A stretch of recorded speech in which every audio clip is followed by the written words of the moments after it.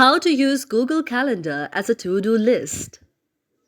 If any day any of you are using the Google Calendar and you would like to use the Google Calendar as your to-do list so that the Google Calendar will remind you of all of the activities that you have, just follow the following steps. For this, first of all, you must have Google Calendar on your very mobile device.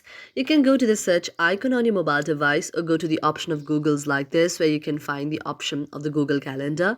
If you do not find it directly here, you can go to the search icon and then search Google Calendar. Now when you search Google Calendar, you can see the interface like this, and after you see the interface like this, now you have to tap on the Google Calendar like this. After you tap on the Google Calendar like this, Google Calendar will be launched on your very mobile device. Now here you have a lot of options. For example, in the Google Calendar, they'll be shown a lot of lists that you have. In order to add any of those, what you can do is you can go to the plus like icon and then you can go to the option of got it. Now here you can just add on your any of the tasks that you want. For example, I would like to add an ask of reading here, then I wrote reading here, and here you can also set the date. For example, if it's all day, you can tap it all day. You can also set the date. For example, it's in the 6th May 2024.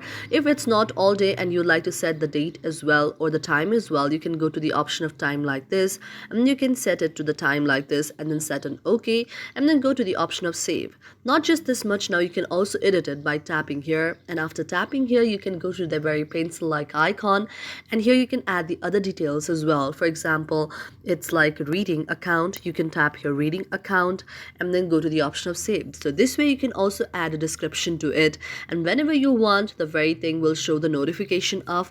Likewise, there are a lot of options showing here. You can see the various kind of special dates here. You can add special dates. You can also add an event here by tapping on the option of event, which is very important. You can add its title and you can also add the very time. It may be all day or a specific time.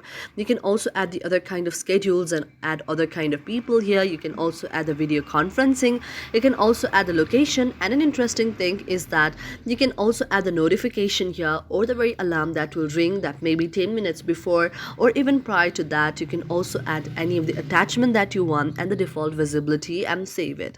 So this is a very nice way which you can do. Thank you for watching our video, and if you really like it, do not forget to subscribe our channel.